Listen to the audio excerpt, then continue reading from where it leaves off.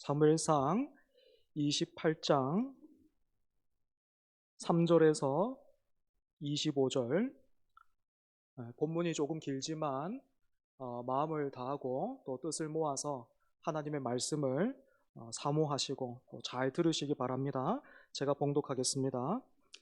사무엘이 죽었으므로 온 이스라엘이 그를 두고 슬피 울며 그의 고향 라마에 장사하였고 사울은 신접한 자와 박수를 그 땅에서 쫓아내었더라.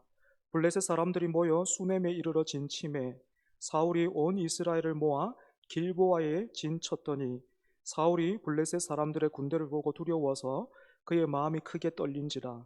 사울이 여호와께 묻자오되 여호와께서 꿈으로도 우림으로도 선지자로도 그에게 대답하지 아니하시므로 사울이 그의 신하들에게 이르되 나를 위하여 신접한 여인을 찾으라. 내가 그리로 가서 그에게 물으리라 하니 그의 신하들이 그에게 이르되 보소서 엔돌에 신접한 여인이 있나이다. 사울이 다른 옷을 입어 변장하고 두 사람과 함께 갈새 그들이 밤에 그 여인에게 이르러서는 사울이 이르되 청하노니 나를 위하여 신접한 술법으로 내가 내게 말하는 사람을 불러올리라 하니 여인이 그에게 이르되 내가 사울이 행한 일 곧 그가 신접한 자와 박수를 이 땅에서 멸절시켰음을 아나니 내가 어찌하여 내 생명에 올무를 놓아 나를 죽게 하려느냐 하는지라.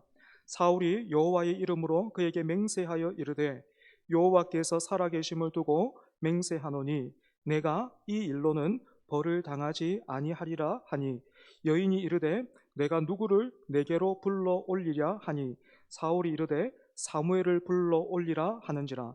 여인이 사무엘을 보고 큰 소리로 외치며 사울에게 말하여 이르되 당신이 어찌하여 나를 속이셨나이까? 당신이 사울이시니이다. 왕이 그에게 이르되 두려워하지 말라. 내가 무엇을 보았느냐 하니 여인이 사울에게 이르되 내가 영이 땅에서 올라오는 것을 보았나이다 하는지라. 사울이 그에게 이르되 그의 모양이 어떠하냐 하니 그가 이르되 한 노인이 올라오는데 그가 겉옷을 입었나이다 하더라. 사울이 그가 사무엘인 줄 알고 그의 얼굴을 땅에 대고 절하니라. 사무엘이 사울에게 이르되 내가 어찌하여 나를 불러 올려서 나를 성가시게 하느냐 하니 사울이 대답하되 나는 심히 다급하니이다. 블레셋 사람들은 나를 향하여 군대를 일으켰고 하나님은 나를 떠나서 다시는 선지자로도 꿈으로도 내게 대답하지 아니하시기로 내가 행할 일을 알아보려고 당신을 불러 올렸나이다 하더라. 사무엘이 이르되 여호와께서 너를 떠나 내 대적이 되셨거늘 내가 어찌하여 내게 묻느냐. 여호와께서 나를 통하여 말씀하신 대로 내게 행하사 나라를 내 손에서 떼어 내 이웃 다윗에게 주셨느니라.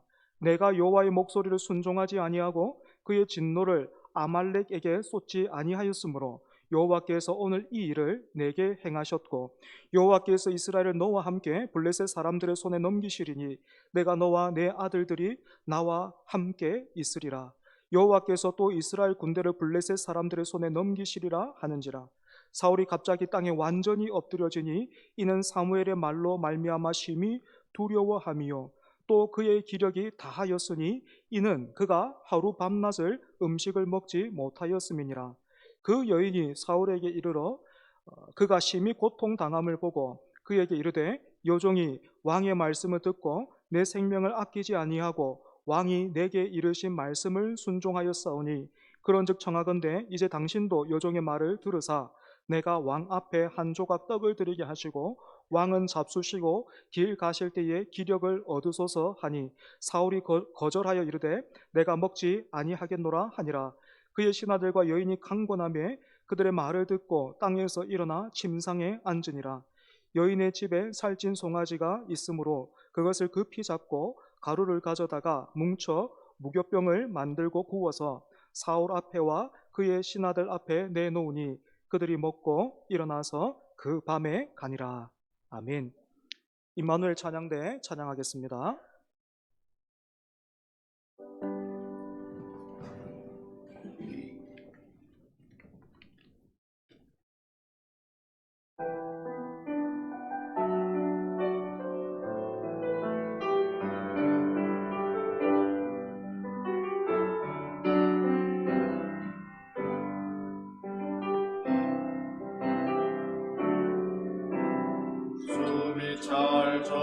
서로 힘든 순간이 와도 눈물이 쏟아지는 슬픔이 와도 내 평생에 놓을 수 없는 마음속 깊은 곳부터 지금 이 순간이 마지막일지라도 마지막 순간에 나 고백할 노래 내 평생에 놓을 수 없는 마음속 깊은 곳부터 예배할 때 가장 행복합니다. 예배할 때 가장 행복합니다. 나를 구하시고 날 사랑하신 주님께 예배할 때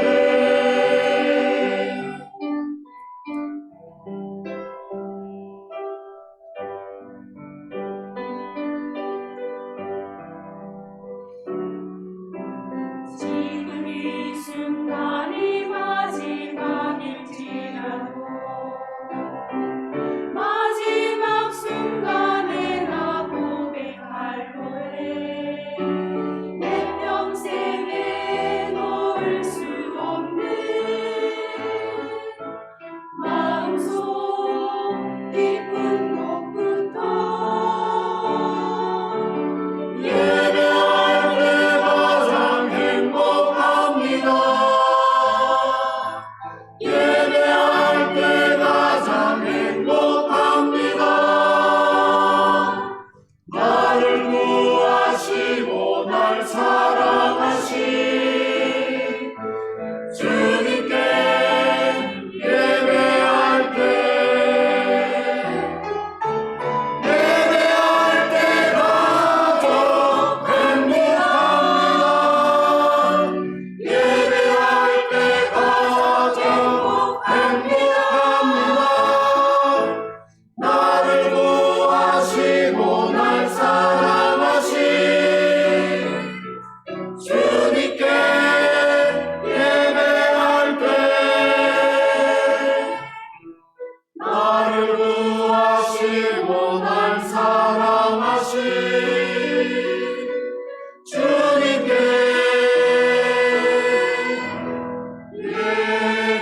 예배할 때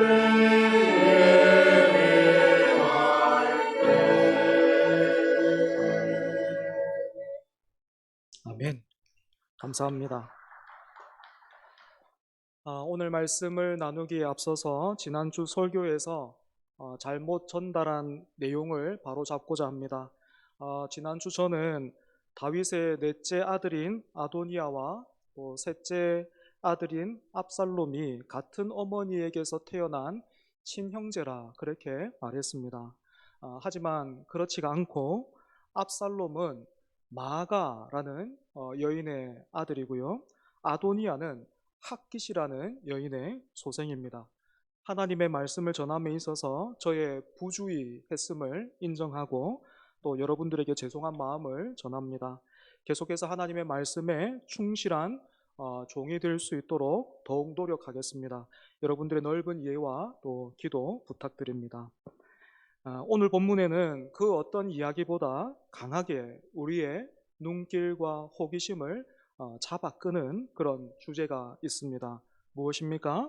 사울이 신접한 여인을 찾아가서 죽은 사무엘을 불러 올리라 했는데 진짜로 그 앞에 어떤 영이 나타나 버린 겁니다. 때문에 우리는 이 영이 정말로 사무엘이었을까? 아니면 심한 우울증을 앓고 있었던 사울이 극한의 상황에서 마주했던 허영이었을까? 그것도 아니라면 사탄의 졸개인 귀신이 사무엘인 척 그렇게 연기를 하고 장난을 친 것일까? 이게 참 궁금하죠, 그죠? 여기에는 크게 두 가지 주장이 있는데요. 먼저는 사울 앞에 나타난 이 영을 진짜 사무엘로 보는 거예요. 이렇게 생각하는 근거는 첫 번째로 본문 여러분 11절 한번 보십시오.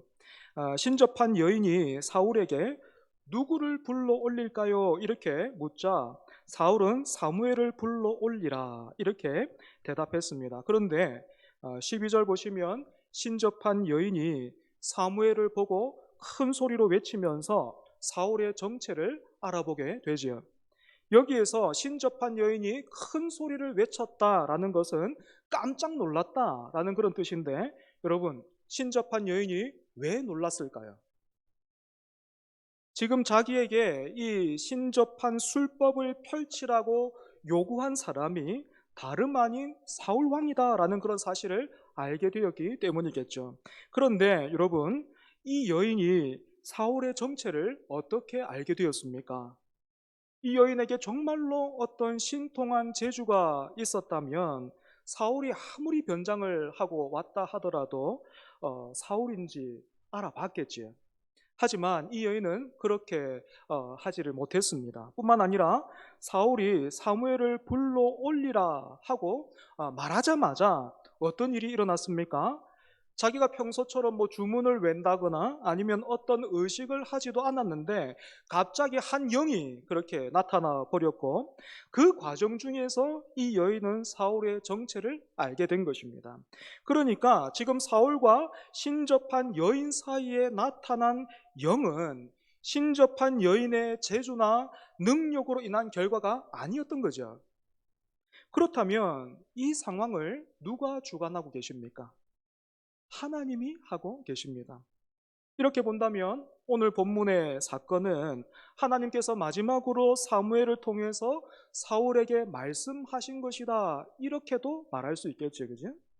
사울 앞에 나타난 영을 실제 사무엘로 보는 두 번째 근거는 15절에서 19절 보시면 사무엘이라는 이름, 그 이름의 앞과 뒤에 어떤 설명도 붙어 있지 않고 마치 사무엘이 살아 있을 때 사무엘을 부르는 것처럼 사무엘이 그냥 이렇게 되어 있어요. 뿐만 아니라 역시 같은 구절을 보시면 사울 앞에 나타난 영이 하나님의 이름을 계속해서 언급하고 있는데, 어떻게 악령이 하나님의 이름을 이처럼 연이어서 부를 수 있겠는가? 그리고 이 영이 사울과 그 아들들의 최후 뿐만 아니라 이스라엘이 블레셋에 패할 것이다, 이렇게 예언을 하는데 그 말대로 일이 진행이 되죠, 그지?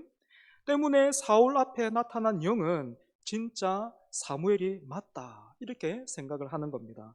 이와는 반대로 사울 앞에 나타난 영은 진짜 사무엘이 아니고 악령이다라고 보는 이쪽의 근거는 이렇습니다. 첫 번째로 무당을 찾아가고 죽은 영혼을 불러내는 이 일은 하나님께서 금하시고 싫어하시는 일인데, 사무엘처럼 하나님을 사랑하고 또 거룩하게 살기를 힘썼던 그런 사람이 이런 일에 동원되는 것이 이것이 마땅하고 옳은가, 말이 되는가 하는 것이고, 두 번째로 성경 전체를 통해서 볼 때에 사람은 죽으면 그 영혼은 즉시로 천국이 아니면 지옥으로 가게 되고 절대로 뭐 이 세상에서 떠돈다거나 아니면 이 세상으로 돌아올 수 없다, 이렇게 가르치고 있다. 때문에 이 사건은 사탄을 비롯한 악령들도 하나님의 다스리심 아래에 있는데 하나님이 그런 악령을 통해서 마지막까지 잘못된 길로 가고 있는 사울을 책망하시고 심판하신 것이다, 이렇게 보는 거예요. 여러분은 어떻게 생각하십니까? 참고로 종교개혁가로 유명하죠. 마르틴 루터와 또 칼빈은 이 사건을 두고 사탄의 장난이다, 이렇게 해석을 했고 저도 큰 틀에서 여기에 동의합니다. 하지만 여러분, 이런 주장과 견해도 성경 전체를 통해서 볼 때에 이렇게 해석하는 것이 좋겠다 하는 정도지, 뭐 여전히 풀어야 할 숙제와 대답해야 할 내용들이 많다라는 것을 인정하면서 우리는 항상 말씀 앞에 어떻게 해야 되겠습니까?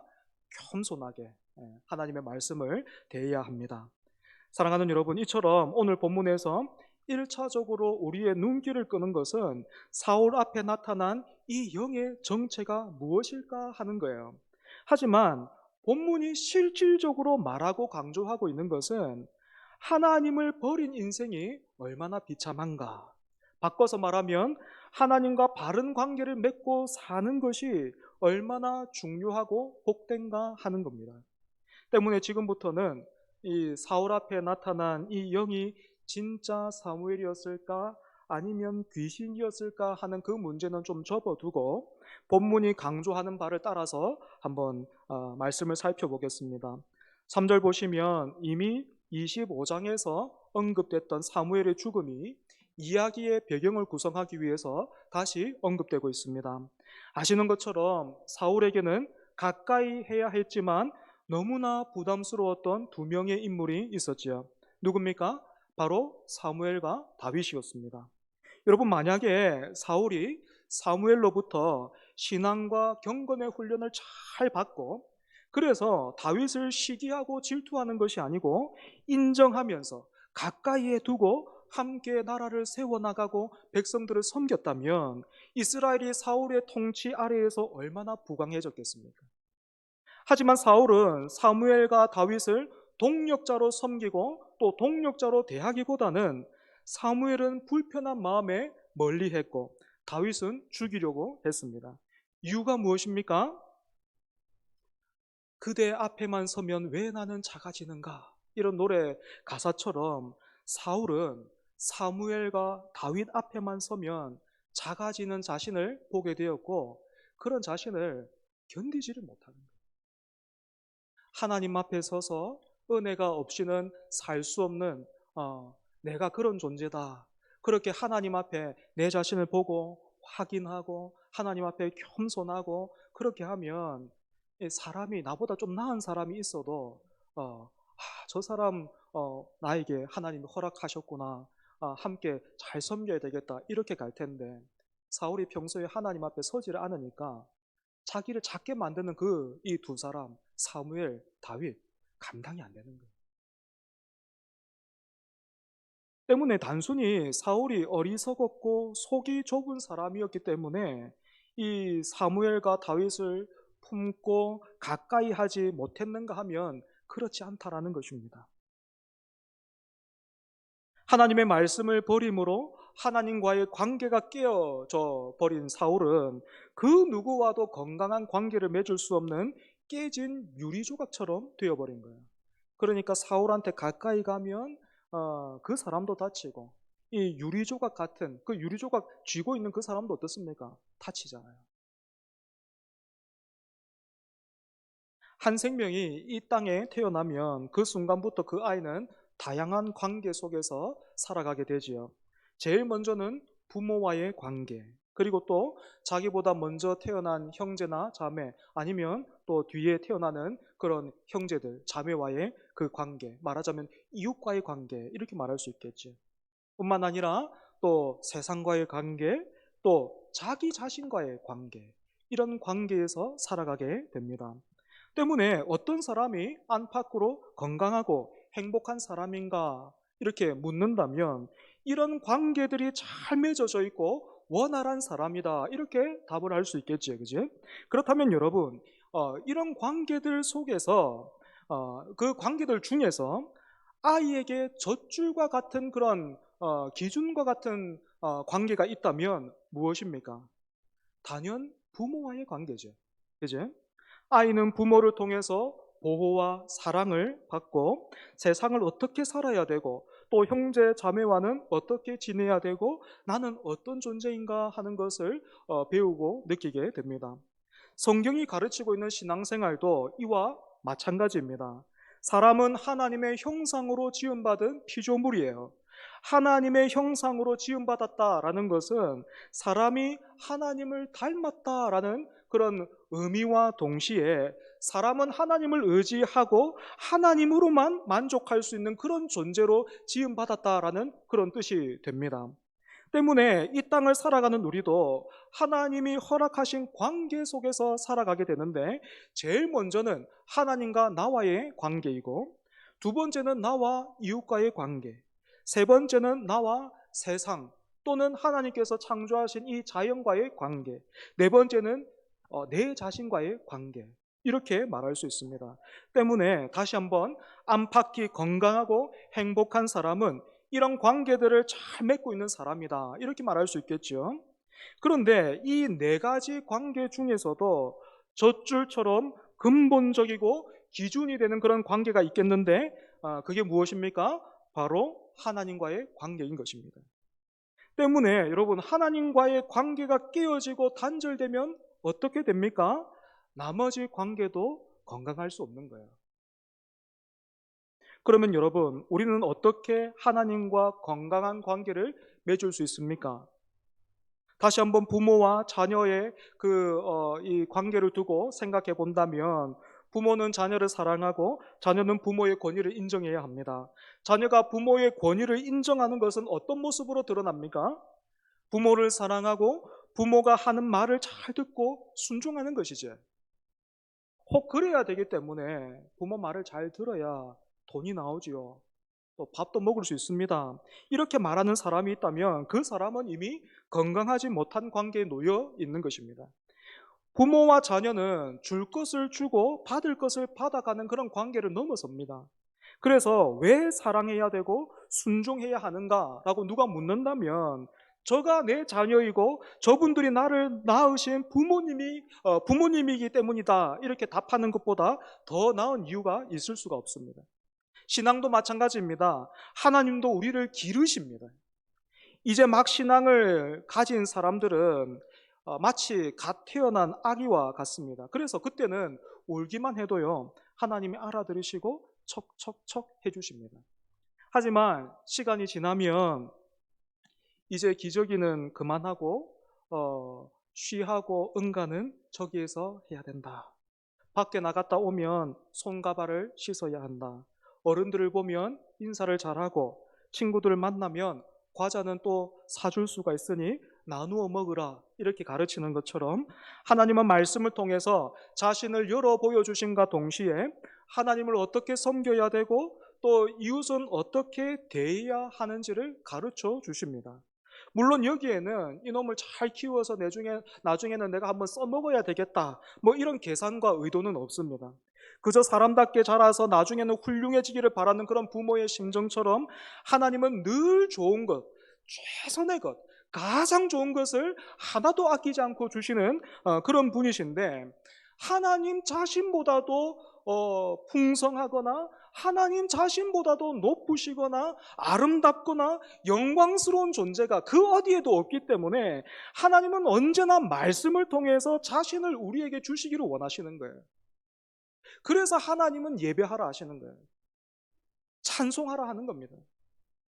때문에 하나님이 오늘도 우리에게 말씀하고 계시다라는 것은 그저 하나님 편에서 하나님만 좋으라고 우리를 장기판에 말처럼 부리고 계신 것이 아니고, 하나님이 지금도 우리를 돌보시고 섬기고 계신다라는 그런 의미가 됩니다. 하지만 첫사람 아담을 비롯해서 오늘 본문에서 사울이 보여주고 있는 것처럼 사람은 이런 하나님을 하나님의 자리에서 밀어내고 그 자리에 자신이 올라앉기를 망설이지도 않고 좋아합니다. 그렇다고 해서 하나님의 존재를 완전히 부정하는가 하면 그렇지는 않고, 돈이 필요할 때만 찾아오고 전화하는 그런 사람처럼 자기의 필요를 채우기 위해서만 하나님을 찾고 부르면서 하나님의 말씀은 잔소리로 여기는 거예요. 물론 여러분, 오해는 하지 마시기 바랍니다. 하나님께 우리의 필요를 구하고 기대하는 것, 그것 자체를 불신앙이라고 말할 수는 없어요. 중요한 것은 우리가 부모를 향해서 이럴 거면 왜 나를 낳았습니까? 줄 것만 어서 주고 빨리 가세요 하는 그 사람이 있다면 우리가 그 사람을 향해서 아직 철이 덜 들었구나, 또는 불효자다, 이렇게 부르는 것처럼 하나님을 바라거나 사랑하지도 않으면서 필요할 때만 하나님을 동원하고 하나님을 향해서는 무관심한 모습을 가리켜서 불신앙이라, 이렇게 부르는 겁니다. 여러분, 이렇게 하나님과 나와의 관계가 깨어지면 어떻게 된다고요? 다른 모든 관계에서 도미노 현상이 일어납니다.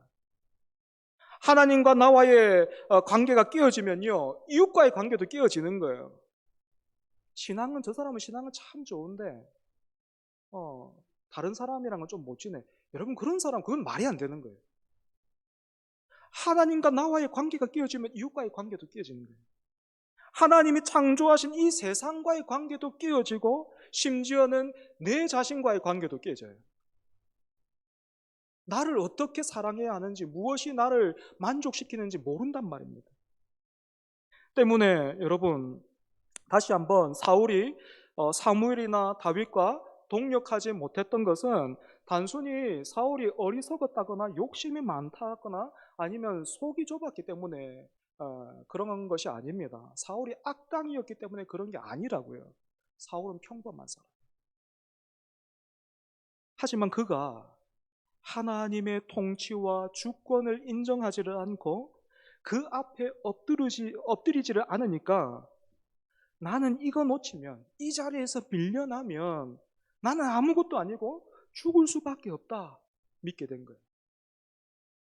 사랑하는 여러분, 이처럼 사울이 하나님을 수단으로만 대하는 그런 모습을, 즉 불신앙의 모습을 오늘 본문에서 한번 찾아본다면 어떤 일들이 있겠습니까? 먼저 사울은 사무엘이 죽은 뒤에 이스라엘의 온 땅에서 신접한 자와 박수를 쫓아내는 일종의 종교 개혁을 시도했습니다. 하지만 감당할 수 없는 블레셋의 대군 앞에서는 두려움의 어떤 모습을 보였습니까? 나름대로 이 정도면 충분하다 싶을 정도로 하나님을 찾고 또 찾았지만 대답을 듣지 못하자 자기가 직접 신접한 여인을 수소문해서 찾아가지요. 시작은 하나님이었습니다. 시작은 기독교였단 말이에요. 시작은 성경적으로 한 것 같은데 자기 뜻대로 되지 않자 결국에는 어떻게 됩니까? 세상 사람들과 똑같아져 버리죠. 두 번째로 사울이 신접한 여인을 찾아가서 어떻게 말하고 있는지 여러분 가만히 한번 보십시오. 죽은 사람의 영혼을 불러올리라 라는 사울의 요청에 신접한 여인이 어떻게 합니까? 그럴 수 없다. 지금 세상이 어떤 세상인데 사울 왕이 그런 어떤 의식을 행하는 그런 사람 나라에서 쫓아내고 심지어 죽이기까지 했는데 당신 지금 왜 나를 죽이려고 하는가? 나는 그런 일을 할 줄도 모르고 그런 사람이 아니다. 딱 잡아댔어요. 이런 신접한 여인을 사울이 어떤 말로 어르고 달랩니까? 본문 10절 보시면 하나님의 이름을 부르면서 이번 일로는 절대로 당신에게 해가 없을 것이다. 그렇게 맹세하고 있어요. 여러분, 이처럼 자기 말의 권위와 신뢰를 높이기 위해서 하나님의 이름을 동원하는 것, 심지어 하나님이 금하시고 싫어하시는 그런 일을 행하면서도 하나님의 이름을 부르고 있는 이것, 바로 이것이 하나님의 이름을 망령되이 부르는 것이고, 십계명을 보면 하나님은 이런 사람을 반드시 심판하겠다 그렇게 말씀하셨습니다. 세 번째로, 왜 사울은 계속해서 사무엘만 찾았을까요?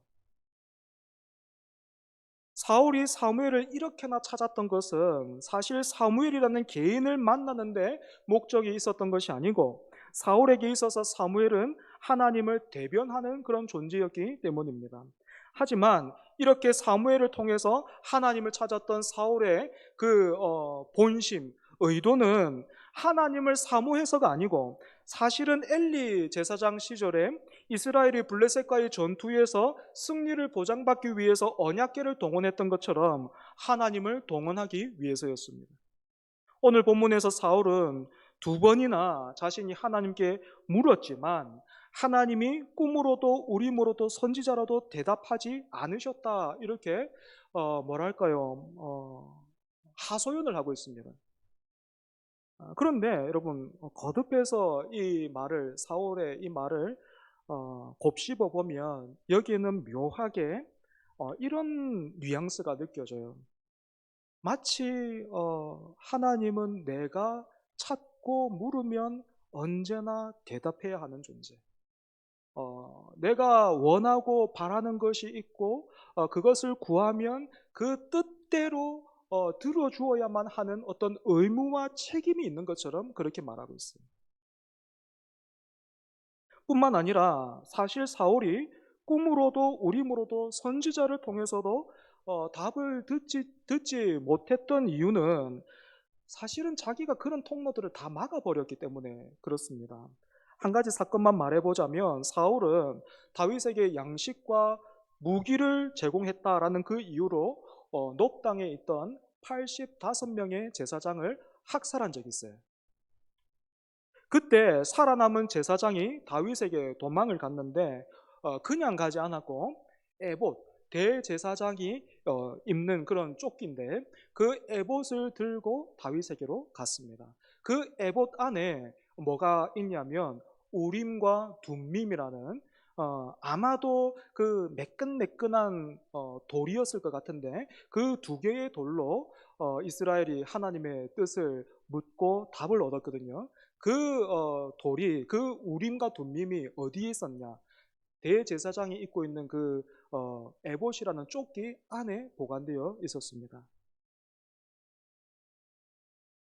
뿐만 아니라 여러분, 하나님이 선지자를 사울에게 허락하지 않으셨습니까? 그렇지 않지요. 사무엘이라는 굉장히 충직한 그런 종을 사울 곁에 허락해 주셨습니다. 하지만 사울이 듣지 않았잖아요. 그죠? 하나님이 말씀하셨음에도 불구하고 사울은 듣지 않았습니다. 이랬던 사울이 마침내 자기 앞에 나타난 사무엘의 영을 통해서 듣게 된 내용이 무엇입니까?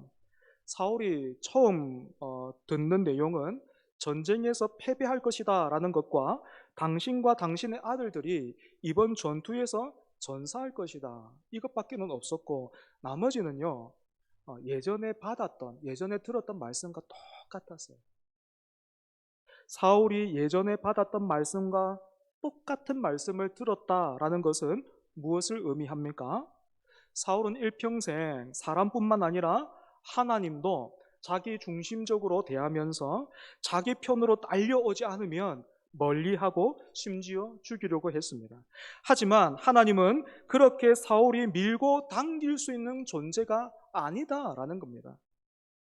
여러분, 이처럼 일평생 하나님을 섬기는 것이 아니고 하나님과 줄다리기를 했던 인생의 마지막이 어떻습니까? 20절 보시면 사울은 큰 두려움에 기력이 다해서 주저앉고 말았습니다. 이런 사울을 보고 신접한 여인이 음식을 강권했는데 이것이 사울의 최후의 만찬이에요. 말씀을 정리하겠습니다. 사랑하는 여러분, 오늘 우리는 말씀하시는 하나님 앞에서 어떻게 반응하고 있습니까? 말씀하시는 하나님 앞에서 우리가 잘 반응해야 하고 순종해야 한다는 것은요, 흠이 없어야 되고 실수도 하지 말아야 된다, 여러분, 그런 의미가 아니에요. 흥미로운 사실은 사무엘의 죽음 뒤에 다윗과 사울이 이 두 사람 모두가요 가지 말아야 할 길로 갔다라는 거예요. 오늘 본문에서 사울은 엔돌로 신접한 여인을 찾아갔다면 다윗은 어디로 갔습니까? 지금 다윗 어디에 있어요? 블레셋 땅에 있어요. 가드 왕 아기스 아래에 있단 말이에요. 사무엘의 죽음 뒤에 이 두 사람이 똑같이 가지 말아야 할 곳으로 갔습니다. 이렇게 똑같이 실수하고 넘어졌지만 사울은 거기에서 주저앉아 버렸다면 다윗은 하나님께 묻는 자리로 돌아오지요. 이것이 오늘 우리에게 보여주는 게 무엇입니까? 우리에게 말하고 있는 것, 가르치는 것이 무엇입니까?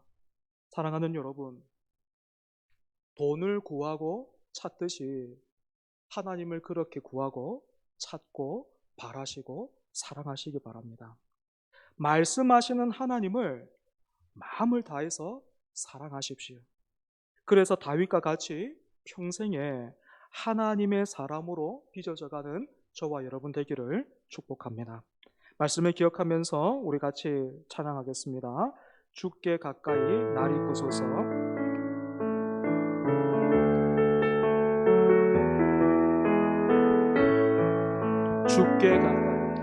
주께 가까이 날 이끄소서.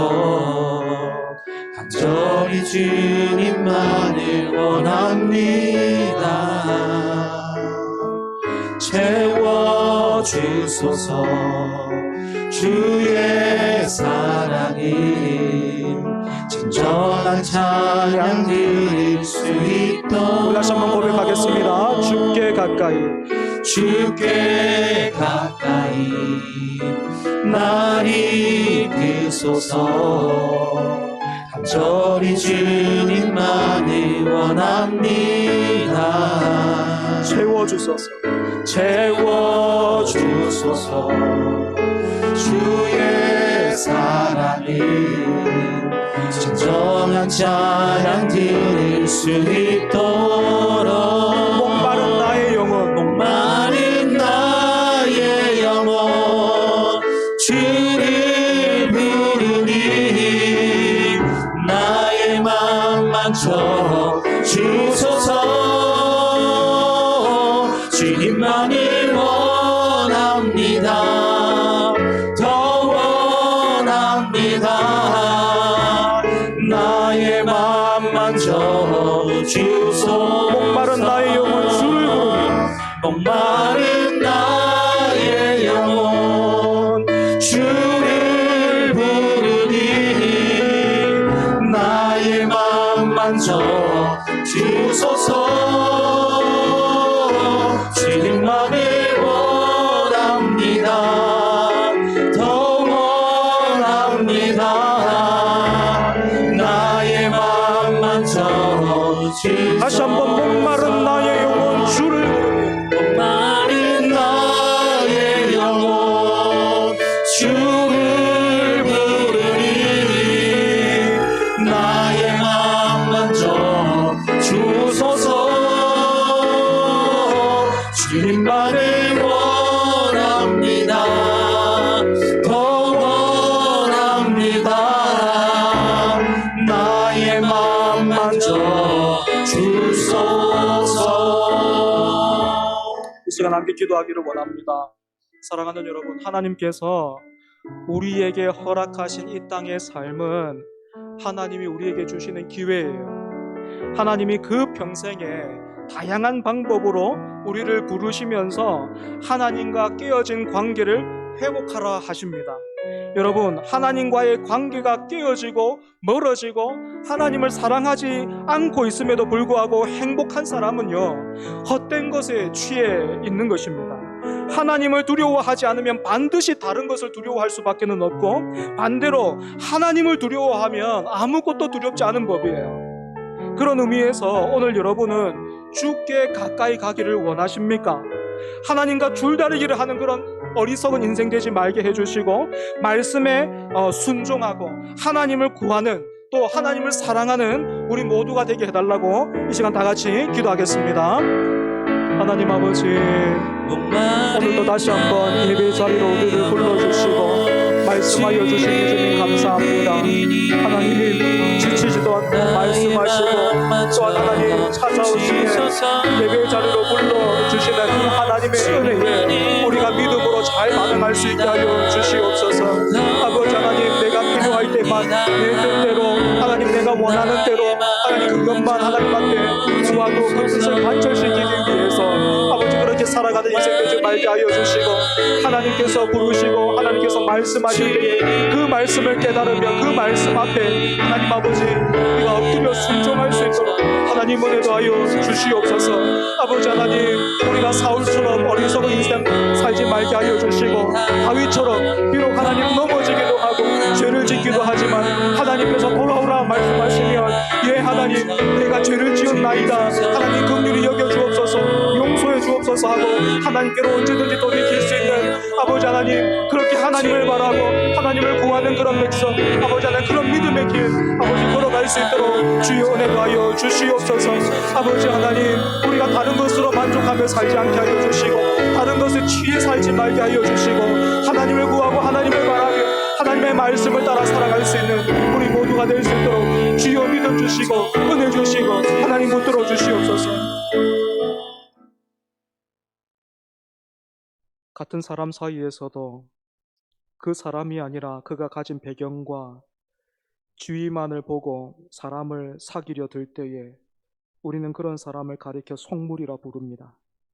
그런데 하나님, 말씀의 거울 앞에서 우리 자신을 비추어 보니 내 안에서도 하나님을 그렇게 대하고 있는 어리석음과 추악함을 발견합니다. 하나님이 우리로부터 또 우리를 통해서 자신의 필요를 채우려 하시지 않으시고 그저 우리를 모든 것을 다해서 사랑하시듯 그 큰 사랑 안에서 우리 또한 하나님을 구하며 바라고 사랑하게 하여 주옵소서. 흠이 많고 연약한 우리를 위해서 예수 그리스도를 통해 생명길을 열어주셨으니 평생의 믿음으로 그 길, 한 길 가게 하여 주옵소서. 예수님 이름으로 기도합니다. 아멘.